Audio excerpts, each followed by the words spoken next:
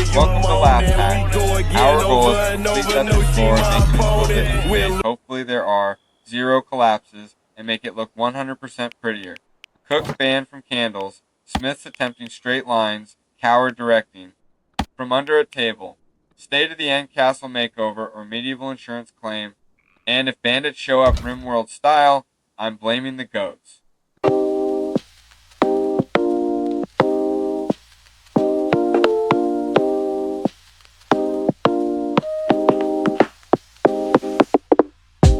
Day 3, Laugh Pack research time. We're heading upstairs to the 2nd floor, where our shiny new research bench sits between a window and a very nervous railing. I'm the lead scientist, which means I scribble on parchment and pretend I know math. The cook brings materials for testing Barry's bones and something he swears is seasoning. The smith drops a pile of bent metal on the table and calls it data. The coward stands at the stairwell as lookout, whispering, "If bandits show up like RimWorld, I'm jumping out the window." I light the lamp carefully because last time the cook tried to help, we researched how fast eyebrows grow back. First experiment, fire placement. We move the camp pot farther from dry hay, take notes, and celebrate when nothing ignites. Second experiment, tool sharpness. The smith tries to file his butter knife into a knife while I chart how often it pulls. Answer, frequently. Third experiment, food safety. The cook tests not cooking on dirt. Results are promising, morale rises, and the goats nod like professors. Between trials, the coward reports every creak. Was that wind or raiders? We keep the quill moving. I sketch a basic build order for sturdier floors. Jot a work rest eat schedule that doesn't make everyone homicidal. And draft a storage layout so food stops spoiling on the ground. The bench creaks, the lamp hums, and the page fills with real, usable steps, reinforced beams to dry the clay bricks before stacking. Keep the fire ringed with stone, and bold underline wood first, always. By the time the shadows hit the far wall, we've got a stack of fresh tech, safer cooking, straighter supports, smarter storage, and a plan to push the 3rd floor tomorrow. No bandit event, no goat riot, and only one singe mark on the table. Research complete, pin it to the wall, blow out the lamp, and pray the railing survives the trip downstairs, ask ChatGPT.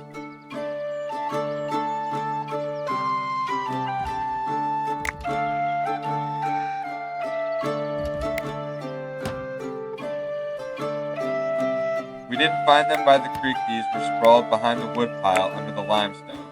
Ledge like nature's delivery service so. We dragged the fresh game to our new butcher table and got to work. I talked it through step by step. The cook handled rinse and salt like he was seasoning a festival. The smith hung everything on those slightly crooked hooks and did edge checks while pretending his knife wasn't bending, and the coward stood at the doorway offering emotional. Support translation, hiding and gagging at every squelch. Clean cuts, awful sorted. Prime pieces portioned for tonight, strips laid for jerky. Bones into the stock pot, and the hide stretched from the shade cook wiped down, tools dried and oiled, 0 accidental fires. End result, a stock larder, real dinner on the way, and a coward who survived the whole process by staring through his fingers like it was a horror movie. Here's the plan, Laugh Pack. Today we're turning this drafty log skeleton into actual walls. And yes, we're doing it before the wind files a noise complaint.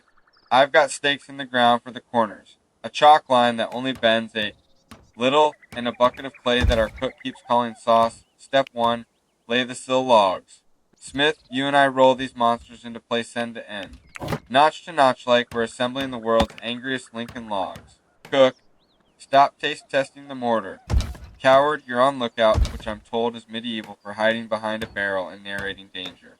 We set the first sill, check level with a string, a rock, and faith, then start stacking. The notches seek clean miracle. So we pin them with wooden pegs the smith whittled while muttering about proper metallurgy, like we're forging a sword instead of a cabin. Between logs, I smear clay and straw daubing the gaps so we don't wake up with a breeze in our armpits. Cook is supposed to hand me the next bundle of straw, but he's plating it like a garnish. Please stop. It's insulation, not salad. While we crank, enjoy a quick story from last night's team bonding. Because walls take time and you deserve entertainment. We're gathered by the fire, arguing window sizes, when the cook unveils herb bread, smells powerful. Turns out he used the entire sprig, actually several. The goats got a whiff, decided it was a sacred ritual, and performed a midnight parade right through the woodpile. That's why, if you look closely, the west wall currently lists a little to the left. It's not shoddy craftsmanship power lumber was politely rearranged by a goat conga line. The smith swears he can true it with precision bracing, which is what he calls hammering a board until it obeys. Did it work? Mostly. Are we pretending it was the plan all along? Absolutely. Back to the build. We reach waist height and pop and braces diagonals that keep the wall from doing the wobble every time someone sneezes. I mark out a window, shoulder high, wide enough to pass a tray, or a panicked human, depending on how. Day 10 goes. Smith scores the cut with his favorite not quite axe. It bends. He straightens it on his knee, apologizes to the tree, and we finish the opening with a saw that squeals like a tavern door. Coward peeks in from outside and whispers, "Bandits." No, that's you, buddy. You're the sound effect. Clay time again. Slap, smear, smooth. Cook actually finds a rhythm stir, press, see land for the first time ever. The thing he's cooking isn't on fire. I trowel along the seams, leaving little swirls so when the light hits. We look like we hired a medieval interior designer and not three people who learned construction from a drawing on a shield. Story break number 2. Years ago, 3 days, our smith tried to impress us by making a door latch. Simple, right? He forged this delicate, curly thing that twinkled in the sun. We installed it, it did not latch. What it did do was sing. In the wind like a tragic wind chime. Every gust. Our door went hello darkness, my old friend, and swung itself open. The coward claimed it was a haunting. The cook hung onions on it for protection. I added a wedge and called it smart. Home technology. Today, while we seal this eastern wall, I can still hear the memory of that song. That's why the new latch is a big wooden bar you can see from space. We're past chest height now. Time to scaffold. Scaffold in this context means 2. Ladders, a plank, and a prayer. I climb up, wedge another course, and shout for pegs. Smith tosses a handful. Only 3 hit the platform, which is frankly a new accuracy record. We pin, we tamp, we dog. The line stays straight enough that even the coward nods like a building inspector who's been bribed with goat cheese. The sun shifts, shadows stretch, and our wall starts looking like a wall, not an ambitious fence. Final story while the clay sets. The coward once volunteered for night security drills. Translation: he practiced stealth by hiding in the log pile with a goat bell. Every time we walk past, ding. See, he whispered, early warning system. On the 3rd ding, the cook thought it was a dinner bell and set the stew on no pot, just set it on. That's how we invented charcoal surprise and why we now keep the bell in a drawer marked do not dinner. We cap the course with a header. Beam heavy, grumpy, beautiful. 3 of us lift, 1 of us provides emotional support from 12 feet away. It seats into the corner post with a thunk that echoes in your ribs. The good kind of thunk. The kind that says this place might actually stand up to wind, weather, and a slightly overeager goat. I smear a final ribbon of clay, comb it with the trowel for grip, and step back. Look at it. No daylight slicing through the seams, window framed and braced, lines true enough for government work, and a future coat of lime wash away from looking. Downright respectable. The cook is already holding the banner up to the new opening testing vibes. The smith is measuring trim and quietly threatening the axe with retirement if it bends again. The coward, he declares the wall invader resistant from behind the barrel and then pretends he was never hiding there at all. We stack our tools, rinse the table, and mark tomorrow's targets. Finish the north wall. Set the corner, maybe carve a little crenellation swag if we're feeling fancy. For now, we've got one honest, sealed wall between us and the valley wind. That's progress. That's home inching into castle. And if bandits do wander by like a RimWorld event, I hope they like the view because all they're gonna see is a straight line of logs, a very judgmental goat, and 3 idiots who finally learned which end of the trowel to hold.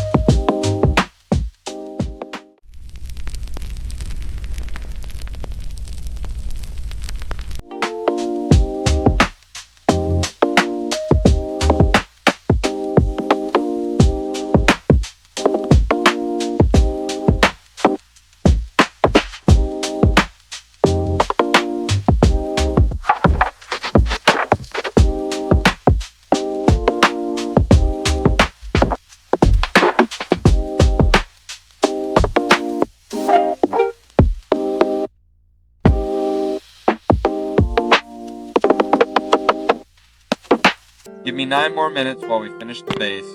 Trim on, balcony goat-proof, quick lime wash so the starter castle looks legit. The cook keeps trying to garnish the lime wash with herbs. The smith keeps bending the fancy trim like a noodle. The coward promoted the goats to safety inspectors and is giving notes from behind a barrel. Recap so far. Day 1 we claimed the mild winter valley and learned goats are elite lumberjacks. Day 2 we built the loft, tamed the campfire, and the butcher table finally gave us real food. Day 3 we added shutters, sconces, a clean research bench, patched leaks, and sealed the walls so they don't wheeze. Story time while the paint dries. Last night we caught Bigfoot behind the woodpile, doing his business like a forest landlord on break. The cook offered seasoning, the smith saluted with a spoon, and the coward renamed that path the no-go zone. If that made you grin, hit subscribe and join the pack. Next episode we push the 3rd floor. Do a barter run, and test if our glow-up scares off bandits or attracts them.